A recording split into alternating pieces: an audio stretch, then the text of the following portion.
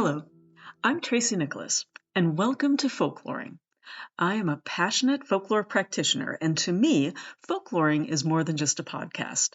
It's my commitment to help you connect with your roots and awaken the wisdom within you. Hi, everybody, and welcome to this episode of Folkloring, which is all about the folklore of frugality.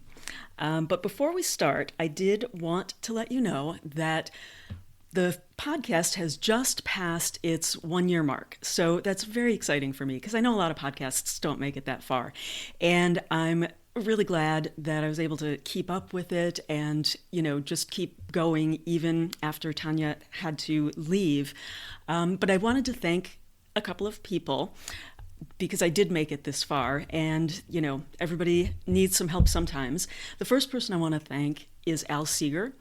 And Al has been so helpful, helping me figure out technical issues and get my setup right and do all of that. And he's also the composer for our intro music. So thanks so much, Al. I wouldn't have made it this far without you. The next person is Mark Norman of the Folklore Podcast. And Mark has been such a patient mentor, and he's been so helpful and always giving me feedback and helping me figure out ways to make what I'm doing better. Not to mention that he let me cut my teeth on his podcast and trusted me to do that. And also he has recently, of course, brought folkloring under the wing of the Folklore Podcast and made us part of that family. So thank you so much, Mark. I appreciate it more than you know. And of course, the person that I have to thank the most for helping me get this far on the journey is my original co-host, Tanya Carwin. I would have never been able to do this without her. I wouldn't have moved forward with it.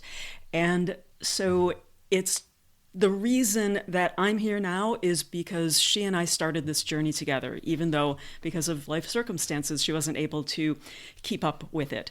So Tanya, you're the best. I love you. And I still am hoping you come back. And speaking of Tanya, I figured I'd give you a little bit of an update on her situation after the hurricane. And it's pretty bad there, folks. It's a lot of devastation. People are sleeping in tents where their houses used to be. Stores are gone. Businesses are just completely gone. And she said to me that there are valleys where there used to be mountains. And there are so many things that are just gone that if you want to go do something, go to the store or whatever it is, you have to check and make sure it's still there before you go. So it's hard there. Now, they're not doing terribly. Their house is still sound enough to live in, though they do have to do some foundation work, and they're working on getting that done. They have not reached their GoFundMe goals, and they're still struggling to, replace their vehicles and that sort of thing. And so if you do feel like supporting her and her husband, I will put the GoFundMe link in the show notes. Now, if you don't feel comfortable supporting an individual, then Tanya gave me a list of 3 names of organizations that are there in the Asheville area that are doing a lot of great work still now in helping the people of the area that have been affected. And those organizations, the first is called the Broad River Volunteer Fire Department. The second is Operation Blessing. And the third is the Cajun Navy. So if you don't feel great about, supporting individual people, those are great places to go. On an up note, they did manage to replace all of the tools that they need to start the business that they were just about to start when all of this hit. And so the family business is back on. So that's very exciting news. Okay, so how have I been folkloring lately? Well, in the past couple of weeks, I've been to 2 rituals. And the first of which was a ritual about honoring our ancestors. And that was really interesting, very powerful. The other one was a full moon ritual. And that's a lot of fun. I really like doing that. I'm a big fan of full moon stuff. I'm really drawn to it. So, and it's nice to be part of a community. I work from home, so I'm alone all the time. And it's nice to have a group of people that I consider friends. So that was one thing. The other thing, which is not so much fun, is I have ongoing been preparing the yard for winter.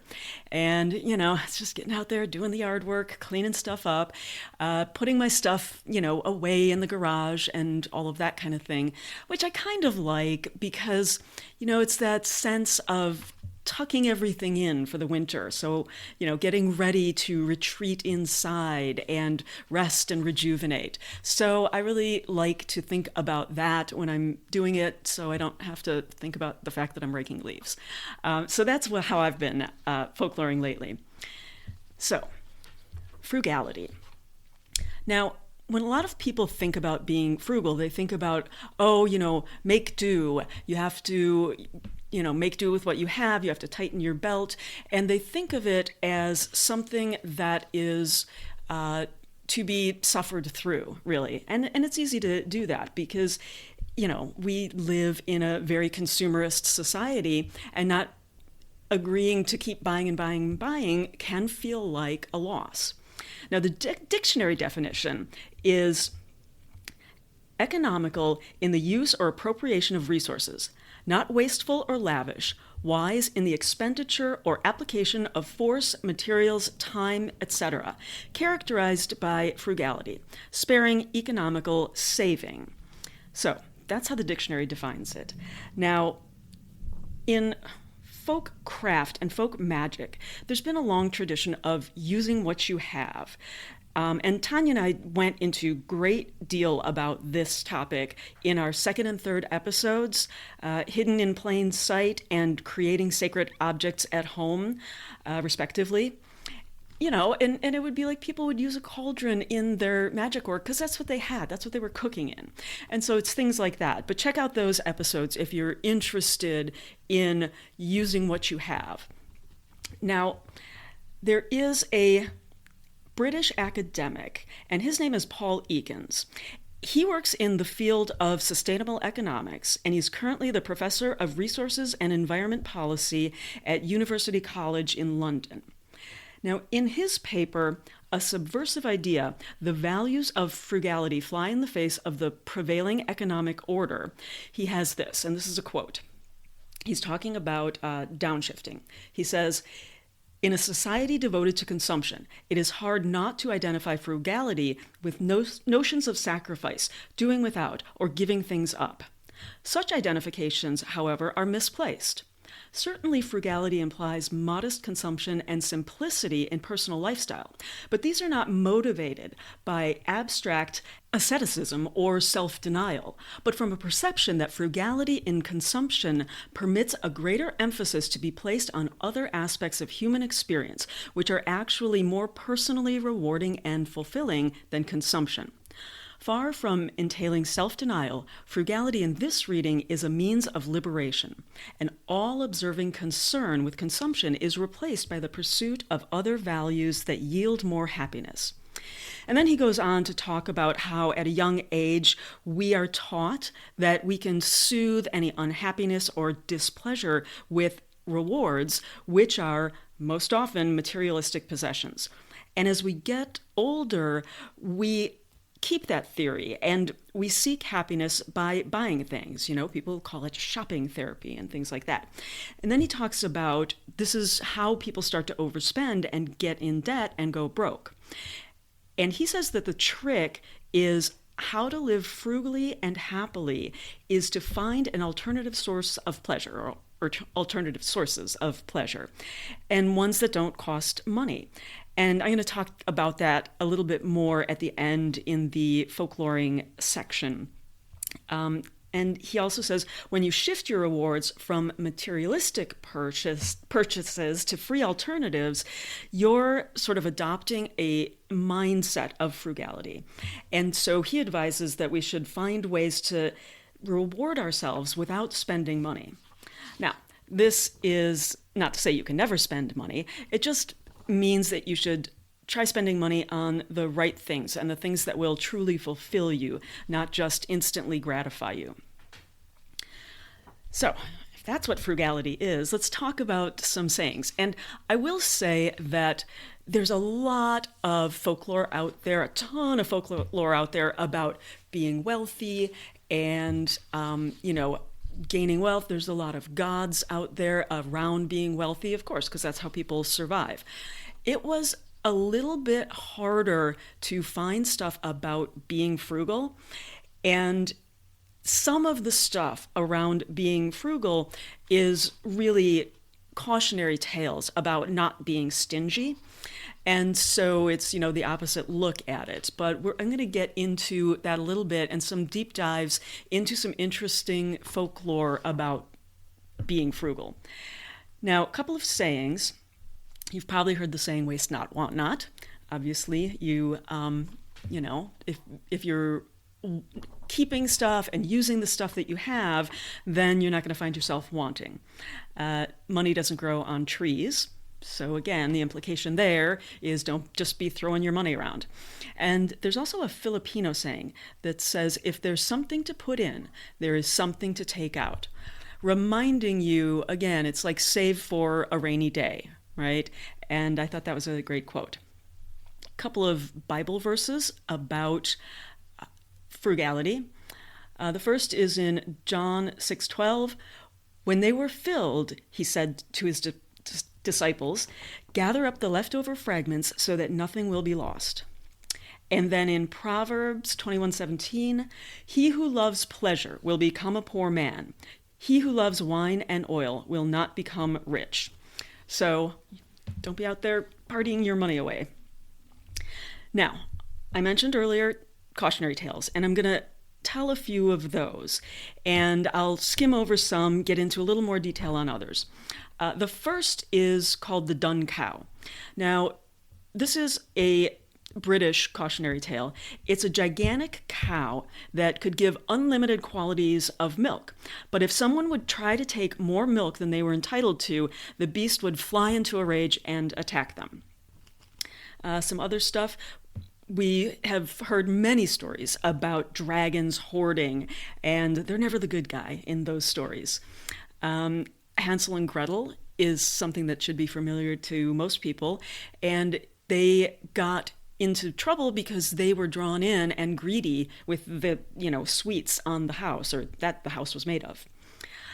There's another story that I really like.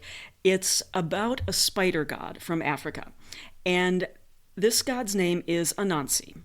And the story of Anansi, the story is about how he got his very long, thin legs. And the story goes that he went to his friends' homes because he wanted them to feed him. He didn't want to have to cook and make food and buy food and all of that. So he was trying to take the lazy way out. So he went to different friends of his, and he went to the lion's house, and the lion was cooking something, and he goes, oh, I would love to have some of that. And the lion tells him, well, it's gonna, be a while. But Anansi was greedy. And so he decided, well, what I'll do is I will just tie this string to my leg, and I'm going to go do some other stuff and tug on the string when the food is ready, and I'll come. And so he does this with 3 or 4 of his other animal friends, and he's so excited that he's going to get all of this food and he doesn't have to work for it at all. But what happened was all of his friends finished their food right around the same time, and they all started tugging on the string, and he couldn't go any direction because they're all tugging him from different directions. And so because of that, his legs started to stretch and stretch, and that's why he has those long, thin legs now. So I loved. I love Anansi stories. He's a trickster spider god, and just great stories with him. Always funny. He's always getting himself in trouble. I love him. Now, a lot of people have heard some Aesop's fables. One is the golden goose, which, of course, this farmer had a goose that was laying these golden eggs, but he got greedy and wanted to get more eggs right away. So he cut open the goose, but of course, it was just an ordinary goose, so he didn't get any more golden eggs. Another fable is about the ant and the grasshopper. And in the original, it was actually a cicada, but we know it as a grasshopper now. And so the grasshopper spent his summer singing and dancing while the ant worked to store up food for the winter. Now, when the winter arrives, the grasshopper finds itself dying of hunger and goes to the ant and begs the ant for food. However, the ant is like, no, it's your problem, you were idle, and tells it to dance the winter away now. So I like that one. In a grim fairy tale called The Cat and Mouse Partnership, this cat and mouse became good friends. It's very unusual, but they did. And they decided they were going to live together and share their resources. And so they saved up this pot of fat for the winter months to get them through the winter months. But they didn't know where to put it. They couldn't figure out where to put it. Eventually, they decided to take it and hide it in the church nearby, because who's going to steal from a church, right? And so they did that. But then the cat started thinking about the fat and how she wanted that fat. Even though it was still summer, they could still, catch their food and forage. But she really, really wanted it. So she told the mouse that she had been made a godmother, and she was going to go to the church and give the blessings for the godchild. And so off she goes to the church. And she gets there and she gets the pot of fat and she licks off the top, third of the fat. And so she goes back home and the mouse says, "Oh, what is your new godchild's name?" And she thinks quick and she says, "Oh, well, the name is Top Off." And the mouse thought that was kind of strange, but okay, whatever. Well, a little while passes and she once again starts craving that fat. And so she says again, "I've got another godchild and I have to go down to the church." So she goes back to the church, licks away more of the fat, and comes back home, and the mouse again asks, "What's the name of the godchild?" And the cat says, "Oh, this godchild is named Half Done." And the mouse again thinks it's very strange. And so lets it go, and a little more time passes, and again the cat starts craving it, goes back to the church, and licks the rest of the pot of fat clean. And goes back home, and the mouse says, "Well, what is the name of this godchild?" And the cat says, "Well, this godchild is named All Gone." And the mouse thinks that's very strange, but doesn't think much about it and goes on about her business. Now, it gets to be winter, and they start to run low on food, and so the mouse suggests that they go to get the pot of fat, and then they can, start living off of that. And so they go to the church, and lo and behold, the pot of fat is empty. And all of a sudden, the mouse figures out, oh, that was Top Off, Half Done, and All Gone. And it ends up destroying the friendship because of the greed of the cat. Another cautionary tale is the story of Stone Soup. And it's the story where there are travelers coming through, and they go up to either a farmhouse or a village, and they ask for some food. And everyone tells them, "No, we have nothing, we can't give it to you." And so they say, "Well, that's okay. All we need is a cauldron and some water, because we have this stone that is going to make soup for us." And everybody gets curious, and they come out and are sort of tricked into giving the stuff that is needed to make good soup, and then they all get to share the soup together. And that was obviously an oral tradition before it was ever written down, as most folktales are. And I think that we understand that when there are storytellers and there's an oral tradition, that those stories change depending on who's telling them, where they're telling them, what the socioeconomic landscape is like when they're telling them. And so we understand that intrinsically, I think, because it makes sense that that would happen. Now, we tend to think a little more, and I hear people say a little more, like, oh, well, the Grimm's Brothers, the standard, or we know the stories that we do because of Disney. And to an extent, that's true. But when I started looking into stone soup, I wanted to take a little bit of a deep dive because I think it gives a very interesting glimpse into how folk tales, even if they're written down, are contextualized by the teller. Now, the first telling of the stone soup story that was written down that we can locate is by a French woman, Madame de Noyer. And she lived from 1663 to 1719. She was a female journalist and a woman of letters, which is unusual for that time. Now, it didn't get published until about a year after she died, but her fame was still so great that in France, her version of the story is still the most common version, or was still the most common version through the end of the 19th century. So her version was set in Normandy, which is just in northern France. And in this version, it's two Jesuits that come up to a farmhouse and they're traveling, but there's only children at home. Now, the Jesuits who are hungry convince the children that they're not begging for food, but they're self-sufficient, and they have this stone that's going to make the soup. So they tell these children that all they actually need is a fire, a pot, and some water, and that their stone will do the rest. And so the children think this is very curious, but they give them what they ask for, and they drop the soup in, and when the water is hot, they just kept going back and asking for, this, and a little bit of onion would make this better. Some potatoes would make this better. And, same thing. Everybody has a good time. Everybody enjoys the soup together. Everyone is happy that it turned out that way.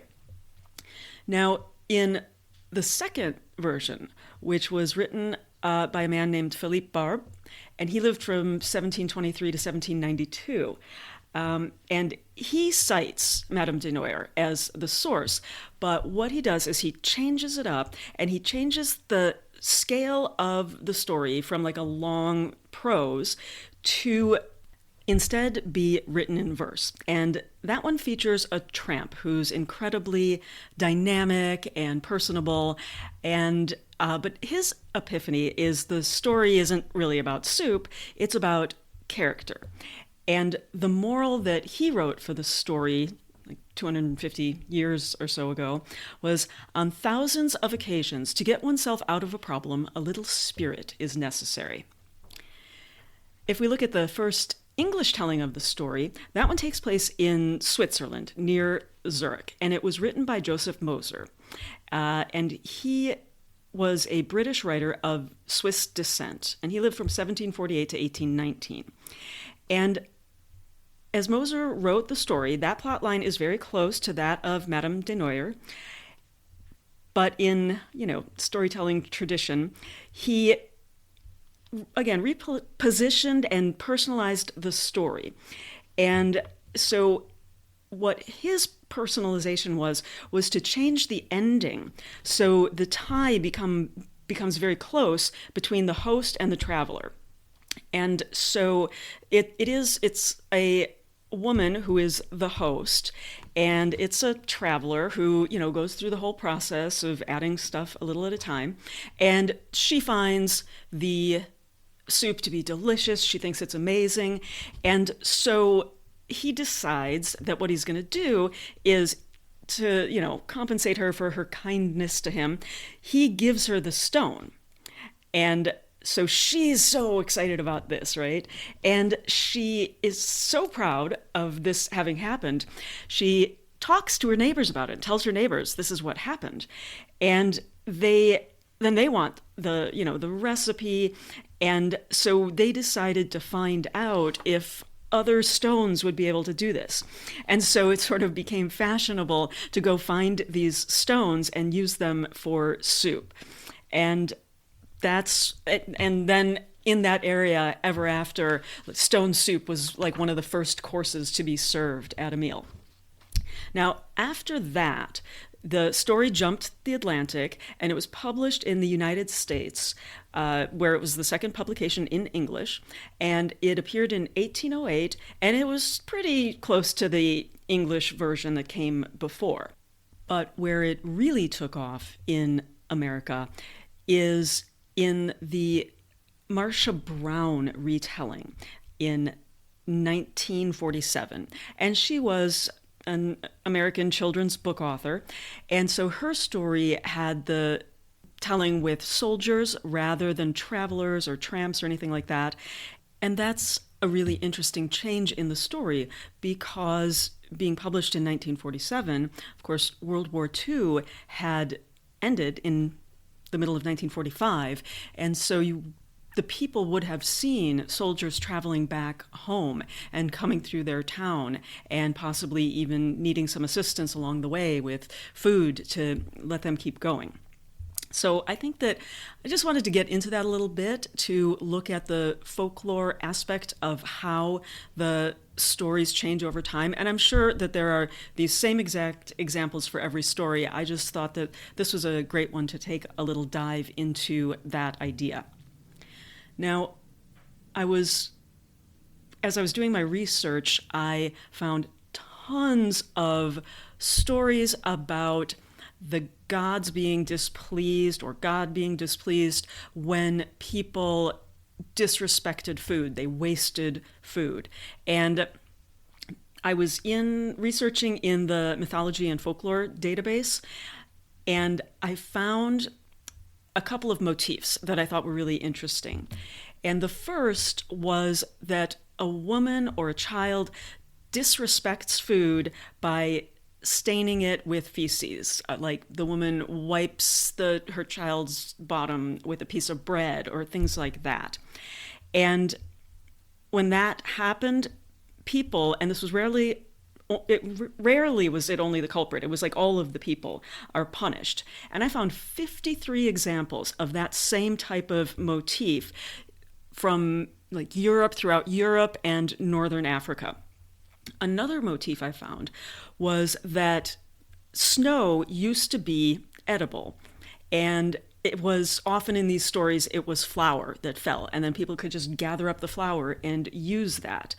But, in the same way, a person would disrespect this edible snow, and so then they changed it to the snow that we know today.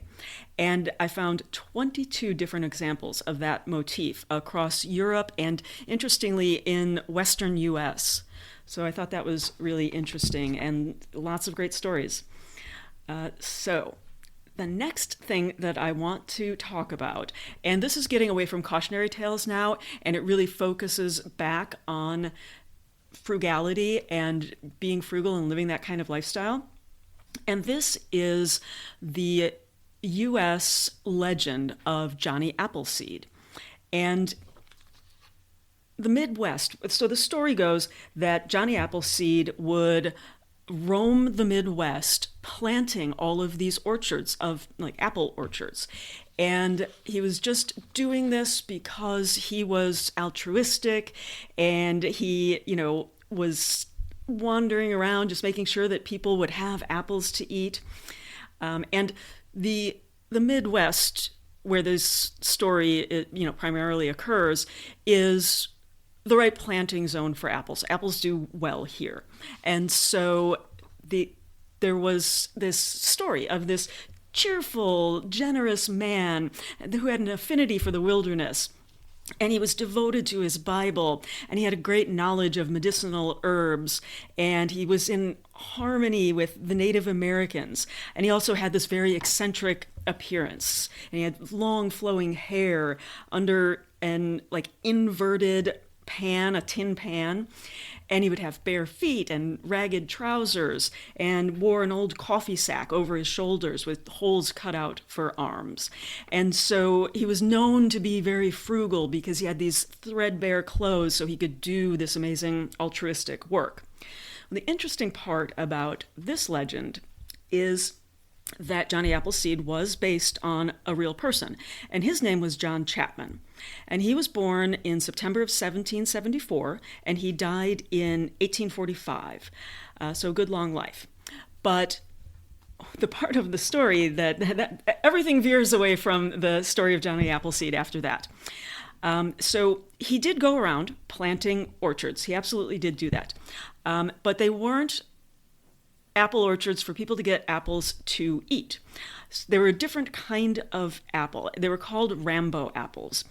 And up until Prohibition, apples grown in America were far less likely to be eaten than to wind up in a barrel of hard cider. And so these apples that he was planting, they're very bitter, and they're not really, something that you would want to eat, but they were perfect for making hard cider. So around 1800, he started collecting apple seeds from different various cider presses in western Pennsylvania. And soon he began to go westward. Why did he do this? Well, in 1792, the Ohio Company of Associates made a deal with any potential settlers. If anyone was willing to form a permanent homestead on the wilderness beyond Ohio's first permanent settlement, they would be granted 100 acres of land. But they had to prove that the homesteads would be permanent. And to prove that, they were required to plant 50 apple trees and 20 peach trees in the first 3 years that they were there.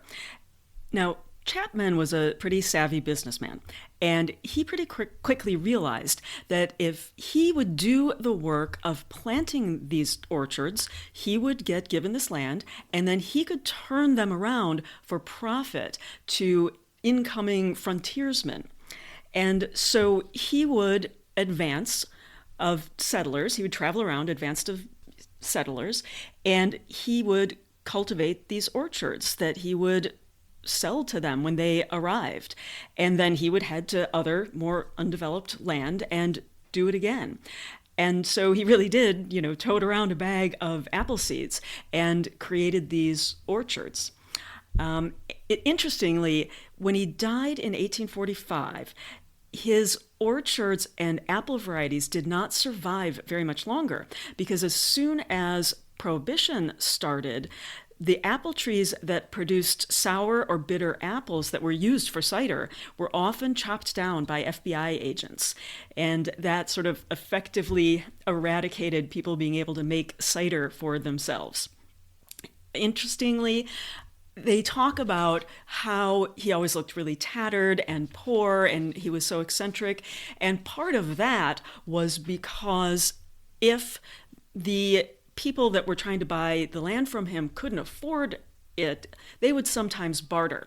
And so he got a lot of clothes and different things like that instead of getting, cash money. And so he would wear those as he was walking around. And of course, people weren't giving him their best Sunday clothes. And so that's why he looked like that. But when he died, he owned around 12,000 acres of really valuable land, which he left to his sister. So he was not a poor man. Another way that people have traditionally practiced frugality was through foraging. And in part, this had to do with folk medicine and folk magic, because women were barred from becoming doctors for a very long time, but they had this knowledge of herbal medicine, and they would pass it along with other magical practices, like granny magic and cunning folk and wise women. And a lot of times, the types of medicine that they were able to provide would be much more affordable than the medicines that a doctor could provide. And a lot of times doctors weren't accessible. And so they, learned what plants did what and how to use them. And if, people could learn to do their own foraging, that's all the better for your frugal lifestyle. Now, foraging, again, was originally an oral tradition. One person taught it to the next. And even to this day, people still learn how to forage and what is safe from other foragers, because it can be dangerous out there foraging. Now, in addition to that, and sort of sharing that information, there was much of folk healing that we see today is still influenced by an ancient practice called the doctrine of signatures.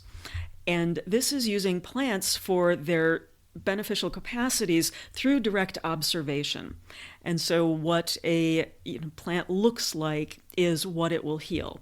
And this can include color, shape, texture, scent, and they say that walnuts are good for your brain, because if you look at a walnut that is just coming out of its shell, it sort of looks like a brain. It's that kind of idea.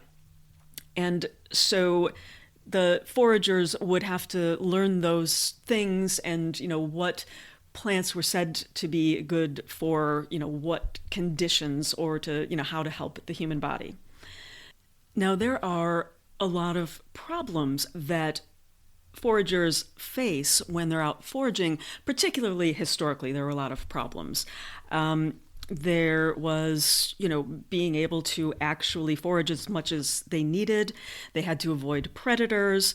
They had to avoid what was known as free riding, which is, the same as being a freeloader, like people not doing their fair share of the work and just taking the good of whatever was being foraged. And also wayfinding, because foragers need to know, or they did need to know, about the boundaries and the relative positions of different territories occupied by other groups in order to, make sure that they have their other tribe members of their own with them. They wanted to avoid being raided of what they had gathered. And so it was important to understand the topological information so they could avoid their energy. And in a lot of ways, they told stories around that they would be able to let people know how to find a good hunting and gathering area, how to return to good hunting and gathering areas. And the stories that rise up around this can often involve the humanizing of the landscape, or naming things for what they're shaped like. So naming things like Bear Rock or Lion's Head Mountain can be very useful to help people understand and find the right surroundings, and to be able to share that information pretty easily. And there are also much more elaborate examples of this, and you'll find a lot of them in Aboriginal Dreamtime. And so I'll just give you one quick one. There's a story at the end of the Yanomamo cycle, and there are two brothers, Omami and Yoasi. And Omami is frightened by an antbird, and he flees, never to be seen again. And in the process, he creates a series of mountains. Because as he flees, the story goes, he throws palm leaves behind him to slow down the antbird. And as they hit the ground, they spring up into mountains. And the storyteller telling this story, in this case, would name the mountains in the order that they come, and so he would throw a palm leaf and it was this mountain, and then he'd throw another and it was this mountain. And so by linking those discrete landmarks in that particular way, those tales would in effect chart that region in which they take place, which can be very handy. So lots of really interesting foraging lore. Now, obviously, another way that you can be frugal is mending. But Tanya and I got pretty deep into that in our episode 8, which is about mending. So I'm not really going to get into it here because I don't want to go over some of the same things. But if you're interested in that, do check out that episode because that was a very interesting one to make. And I learned a lot of stuff researching it that I had not known. So instead of getting into any of that, I'm going to move right into folkloring and what you can do at home around the concept of being frugal. Now, obviously, mending, you can make your own clothes.